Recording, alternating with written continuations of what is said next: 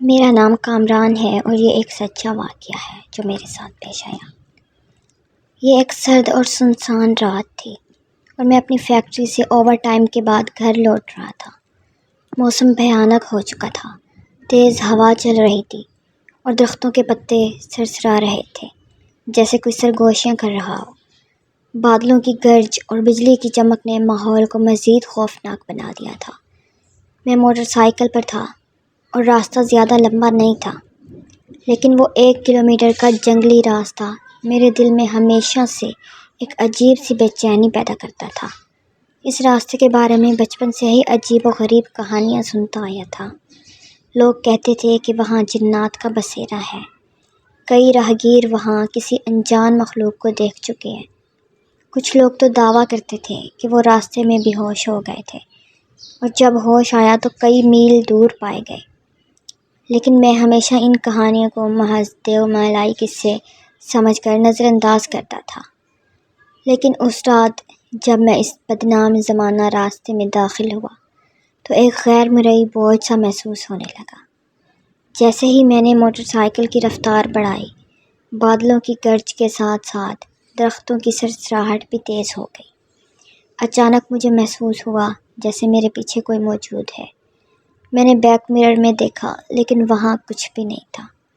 میں نے خود کو تسلی دی کہ یہ محض میرا وہم ہے اور اپنی رفتار برقرار رکھی۔ جیسے ہی میں راستے کے بیچوں بیچ پہنچا، اچانک میری موٹر سائیکل کی ہیڈ لائٹ ایک جھماکے سے بند ہو گئی۔ خوب اندھیرا چھا گیا۔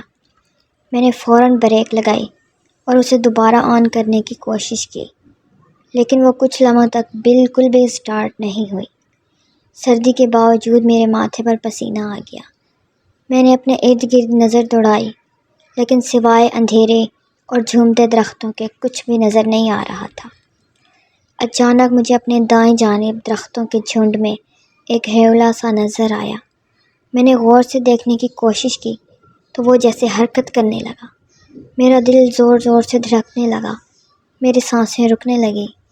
میں نے موٹر سائیکل کو زبردستی کک مار کر دوبارہ سٹارٹ کرنے کی کوشش کی اور خوش قسمتی سے وہ سٹارٹ ہو گئی۔ جیسے ہی میں نے رفتار بڑھائی، ایک زوردار کہکا میرے کانوں میں گونجا، ایسا کہکا جو کسی انسان کا نہیں لگ رہا تھا۔ اب میں پوری رفتار سے موٹر سائیکل دوڑا رہا تھا، لیکن مجھے ایسا محسوس ہونے لگا جیسا کوئی میرے پیچھے بیٹھ گیا ہو۔ میری ریڑھ کی ہڈی میں سنسناہٹ دوڑ گئی۔ میں نے ہمت کر کے بیک مرر میں دیکھا اور میرا خون جیسے جم گیا۔ میرے پیچھے ایک سیاہ سایہ سا بیٹھا ہوا تھا۔ اس کا چہرہ نظر نہیں آ رہا تھا، لیکن میں اس کی موجودگی کو شدت سے محسوس کر سکتا تھا۔ میں نے چیخنا چاہا مگر میری آواز جیسے گلے میں ہی دب کر رہ گئی۔